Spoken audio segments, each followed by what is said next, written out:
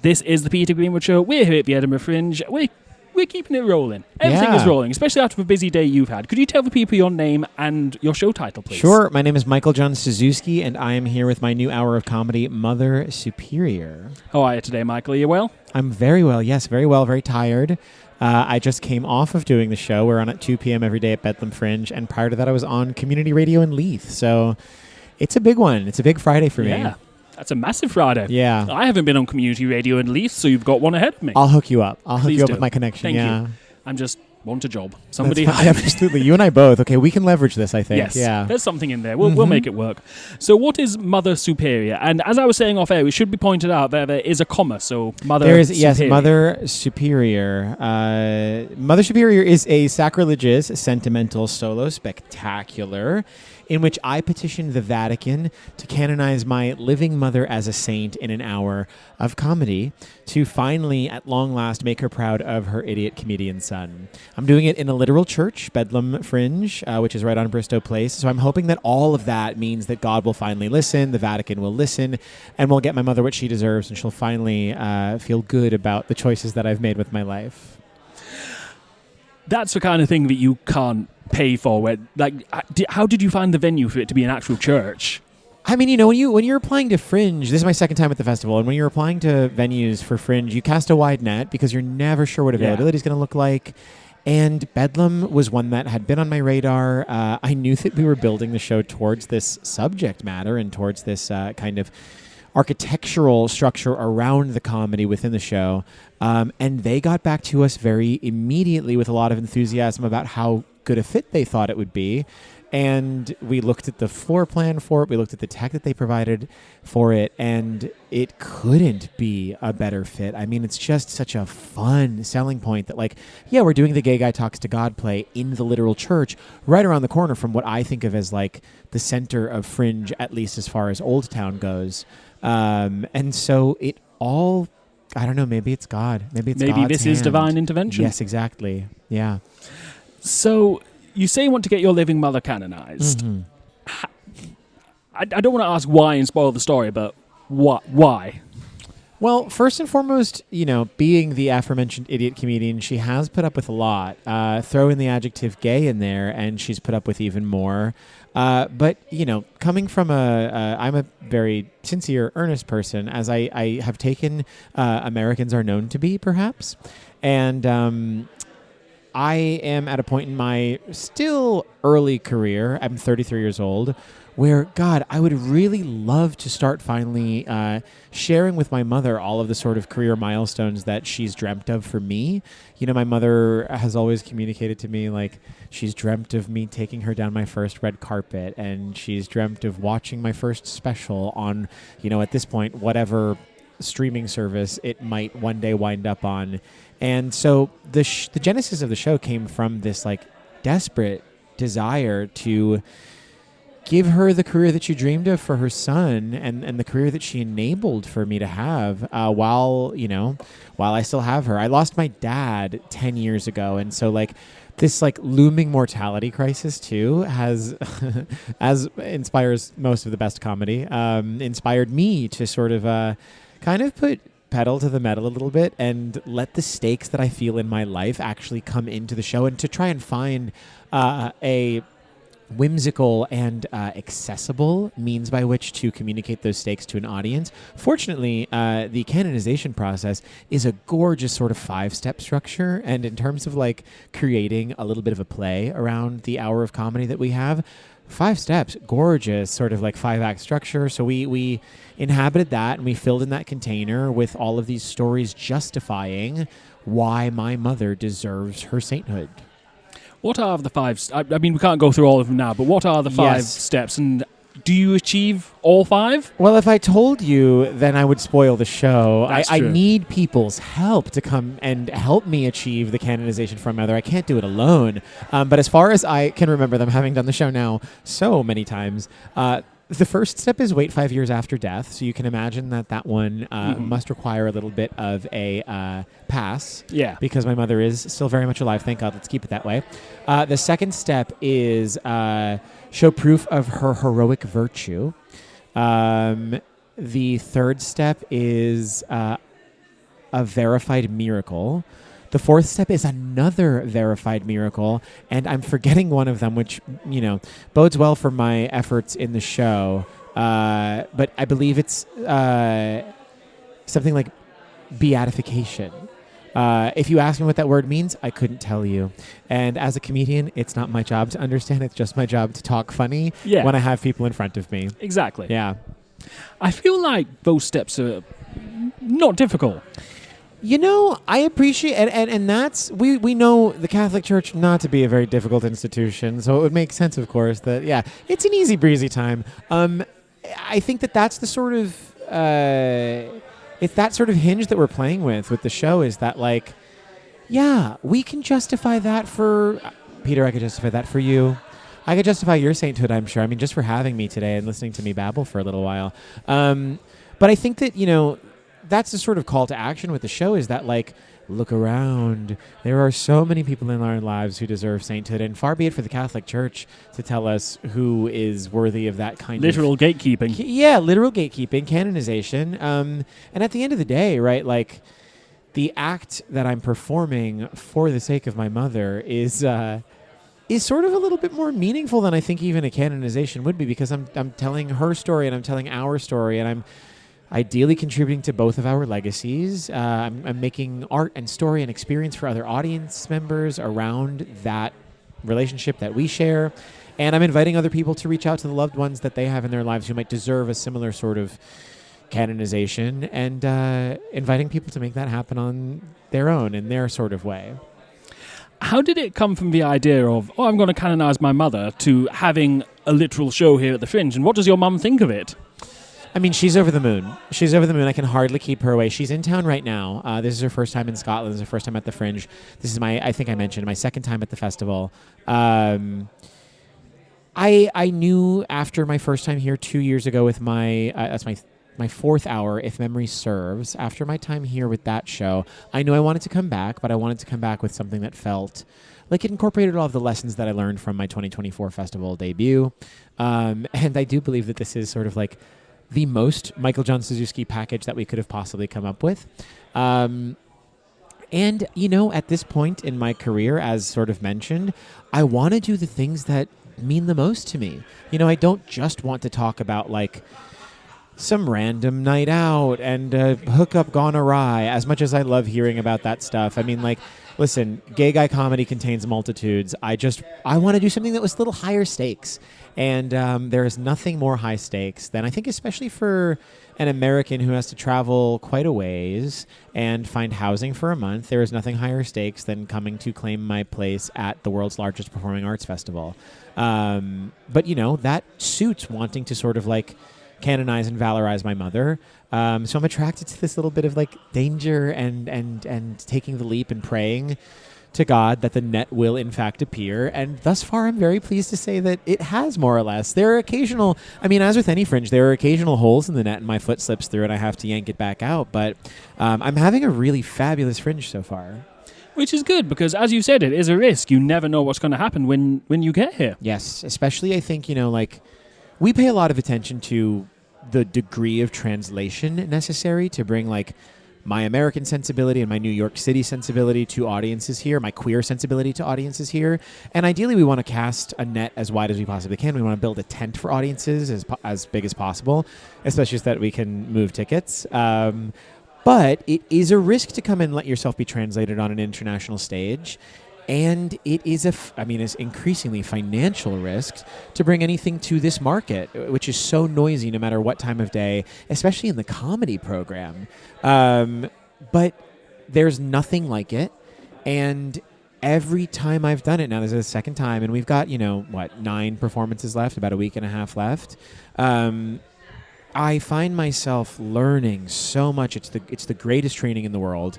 It's the greatest networking opportunity in the world, because I actually like these people and I'm so inspired by my fellow artists here.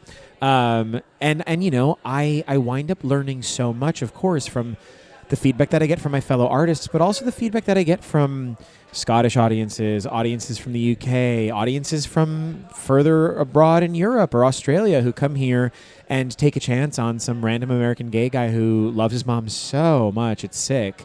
And that is, of course, the stuff that I will incorporate into the next one. What has been the difference between the American version of the show and the Scottish version of the show? There are, of course, a couple of just like pop culture references that we wanted to couch. I talk about this American chat show called Live with Regis and Kelly. Yep. Kelly Ripa herself plays a big part in my show. Which is now, who is it? Kelly and Mark, her husband, Mark Consuelos. Yes, that's right. Which, I mean, like, I hope they like each other, because to have to go to work with each other at 6 a.m. every day, God, that would be a nightmare. I say that, of course, with my partner of 11 years being my tech on the show. So we can make it work if we want to with our partners. But, it's something like that, which not everybody like you, Peter, is so media fluent that you know about Live with Regis and Kelly, Live with Kelly and Mark. So that's the sort of thing where I'm like, okay, so that's America's Lorraine. But she's got an old guy there as well. It's those sort of little things, and making sure that, like, if I reference a supermarket or a chain restaurant, that we slot them into place here. But that's one of the great joys for me of it's like comedy can be a puzzle sometimes, especially when it comes to punchlines, of like finding the thing that is the biggest punch for the people that you're trying to hit.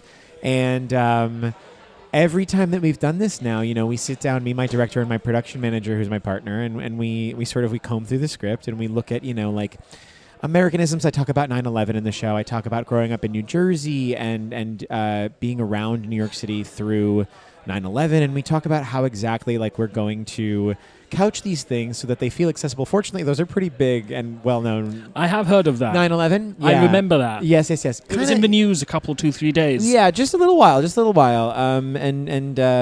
it's just the specific details around that, either we'll pull back on the detail or we'll add more detail, because sometimes the detail is the stuff where the comedy lies. So it's that sort of investigation, but it's doing the math and figuring out what plays most. And we don't. I've never brought a whip here because for an American, I think it's just a little bit too much of a leap to bring something that's not as prepped as it possibly could be for an opportunity like this. But we tinker as we go, especially with the stuff that is and is not landing with international quote unquote audiences. So it's that sort of thing, but it's a fun puzzle for us. How are you enjoying the tinkering and making those changes? Has there been anything really painful that you've had to let go of for Scottish audiences? Really painful? I don't think so. I mean, I trained at Lambda in London for a year, like 12 years ago. And for whatever reason, long ago before that, I had become a bit of an Anglophile, a bit of a UK file, at least in terms of like the cultural exports of the country. And so I've always had this like great affinity for the language. I mean, like, it's a country of people that love a pun, and they love a little bit of an intellectual turn, and that suits me really well. And I've been very happy to, like, more often than not, find that, like, critical response that we get here is like, oh, this actually suits like a sensibility in a fun sort of way, because I love something that sounds really good on paper and then gets performed really absurdly and then plays. So I think that's sort of like, I don't want to self-aggrandize here, but that like vaguely Monty Python-esque sort of like take something really dumb that has to come from something really intelligent and play it to the hilt is what a lot of the work that I do aspires to.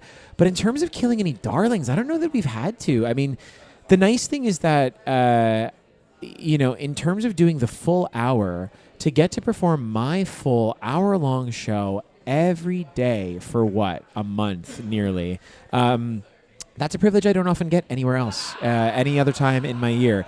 Yes, I can do one-offs, I can do a couple weekends, I can do a week-long run somewhere, but to play it every day, I get to adjust every day, and I get to learn every day, and like, that to me is the most fun, because I know my material inside and out at this point after having done it at the festival, and I get to look in the eyes of these terrified audience members who's got this gay guy who loves his mom so much screaming at them, and I get to adjust as we go for them. And that, occasionally that means swapping out a punchline where I say BB Rexa for Rita Ora, which is, both very funny ladies. Their jobs, very funny. The way that they execute them, very funny.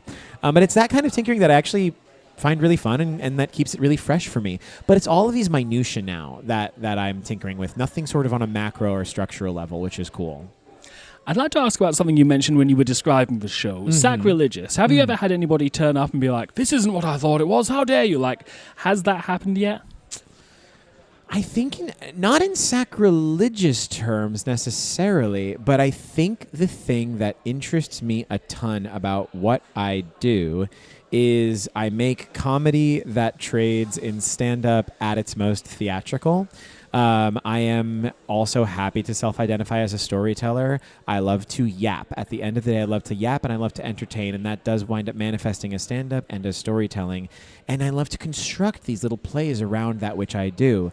And so sometimes I have found that there is a response to the work that I make that is a little bit like, this isn't a stand-up hour, and this isn't a play. So what exactly is it? And that really is the sort of like, that's probably the most blasphemous thing about the work that I do. But interestingly, we use religion much like the pop stars from which I take so much inspiration and so much joy as a gay guy.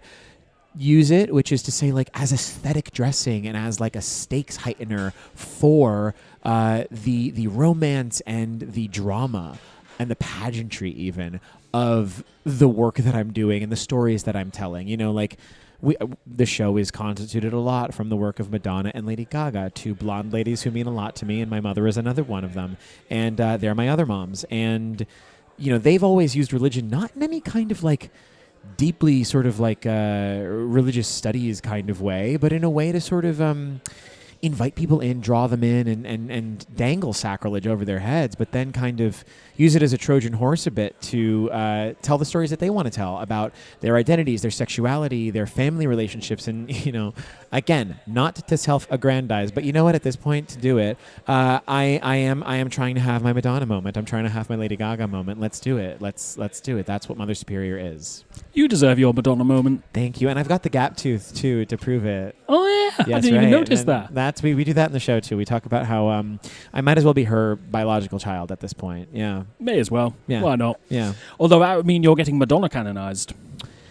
This is true, and trust me, outside of the context of this show, I have put in the work to get Madonna canonized as well. But I do that on a sort of daily basis. I do that with my Spotify streams. I do that with my constant advocacy against the ageism that keeps people from engaging with Madonna at 68 years old. I mean, the woman is making, not to talk about Madonna on this podcast, but the woman is making her perhaps most vital work ever. And, you know, people are still sort of like, grandma, sit down. I'm going to be doing exactly this at 68 if I'm so fortunate. You'll see me at Fringe. We'll be here together at Fringe, God, in what?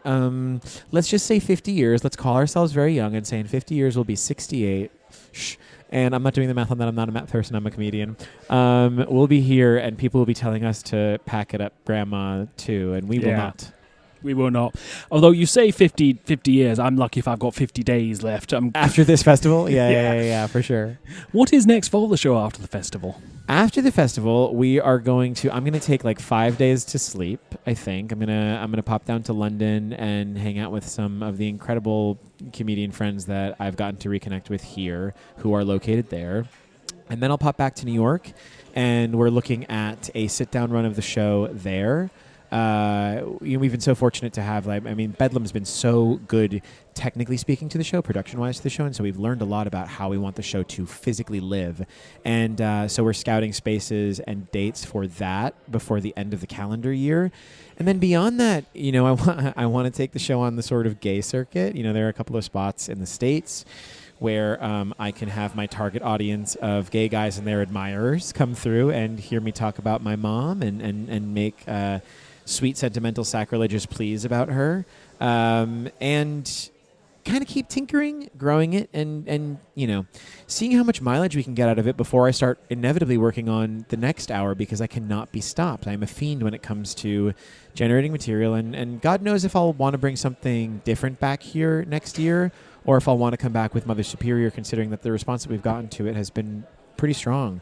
But my mother wants me to do this for the rest of my life. We did some pre-show interview content for social media with her, and my guy asked her, so what show do you want Michael John to make next? And my mother goes, oh no, this is it. This is the last one that he's going to do. So my mom would ideally have me be doing this at the Fringe Festival where we see each other in 50 years. I don't know if I can keep that fresh, but we'll see. Well, as the years progress, the story must change. Absolutely. So there's always new material. Yes, there is. And she keeps me on my toes. I mean, already I did this. I mentioned I did this like radio show in Leith today, and my mother logged on to the chat for this radio show. There's like a chat component, and she's in the chat spamming people who are there, like it's Leith Community Radio, and she's like advertising the show, and she says in the chat, she goes, "They won't let me make an account, but I'm not anonymous. It's me, Michael's mom." So already, and she's out here flyering, asking people if they like nurses, and that's a trick question. I hope nobody says that they don't like nurses. So the material, ideally, my mother will be giving me material. So maybe we'll do a sequel show, Mother Superior to Canonization Boogaloo. Maybe have your mother become part of the show. That is, yes. Would she do that? She would do it in a heartbeat. We had to actually sort of after a while start asking her to stop attending some of our preview shows in the States and then in London, because she had started to develop effectively her own Rocky Horror style callback script. Amazing. Where she knew the breaks in the show where she could heckle and get far bigger laughs than I ever could, simply because she's the one with the power in the room and she knows super well. But she's respecting the process. She's respecting the creative process. But, you know, she is a star, and maybe there is a two-hander version of this somewhere down the road where we come back and, you know, we're both in University of Edinburgh dorms for the entirety of August, and she's slumming it with me to make both of our dreams come true. I think there's at least a matching T-shirt in it. Like, you have one that says Mother Superior. She has one that says I am Mother Superior. Yes. I mean, she's been introducing herself as such. I was really worried that you were going to say that her shirt says I'm with Son Inferior, which is, listen, after all this effort, I don't think quite inferior, but I cannot hold a candle as an idiot comedian to a mother who is. I mean, the other thing too that's been super special about the show, and I will sort of like shamelessly plug this, is that we've been very proud to partner with Waverley Care, which is Scotland's leading HIV hepatitis C charity. My mother, one of the reasons why I do believe she's worth canonization, she's dedicated her whole life to working with people living with HIV. She was a nurse, a frontline nurse during the early days of the epidemic in New York City. And so to further a little bit of her work as a comedian by partnering with Waverley Care and collecting donations and sharing resources with my audiences has been such a dream. And so I don't think that all of these efforts are qualify as inferior anymore. I think we're really doing something cool that makes me feel like I'm not only carrying forward my mom's legacy, but, you know, carving out just the littlest one for myself too, which is really cool. God, if you're listening, and why wouldn't you be? Give us a call. Let's get some canonizing going. Yes, please. Absolutely. Yeah. No, I mean, I at this point, I'm like, oh, maybe I've got a future just sort of like as a lawyer for canonization efforts, you know, like if this all fails, I can represent folks who just want to be canonized and start arguing that with the Vatican. I mean, we do know that the Pope is Madonna's cousin. I don't know how many times removed, but like, he's got to have a soft spot for a kid with a gap tooth at this point. Yeah. I mean, he cannot be walking around those papal residencies not going, look, don't just stand there, let's get to exactly. it. Exactly. There's nothing to humming it. like Pope. a prayer to himself. That's good. Okay, I'm going to steal that, and we have it on record here. You can invoice me for the don't just stand there, let's get to it Pope joke. That's something. I wish I thought of that, Peter. Thank you. My pleasure. My absolute pleasure. Where can people find out more about you online? I am on Instagram at XOMichaelJohn. I am on TikTok at MichaelJohnOfficial, which always makes me giggle. My website is xomichaeljohn.com, and you can find me through the end of the festival every day at 2 p.m. at Bedlam Fringe with Mother, Superior, and we would love to see you there. We've got an event on Sunday the 23rd. I don't know when this is going up, but on Sunday the 23rd, we've got an event at Paradise Palms, a post-show reception with Waverley Care, where we're doing a Q&A with Mother Superior herself about her work during the epidemic and the response to HIV in America and Scotland, and we'll be hanging out there afterwards as well. Michael, thank you so much for your time It's today. been a pleasure, Peter. Thank you. Michael John Ciszewski, Mother Superior, is playing at 2 p.m. at Auditorium at Bedlam Theatre every day until the 30th, not including the 24th of August. For tickets, go to edfringe.com and search for Mother, Superior, because there is another Mother Superior show. Until next time, I've been Peter, I've been to the Fringe, these are some of the people I've met. Will you see their shows? Let me know. Bye everybody, bye.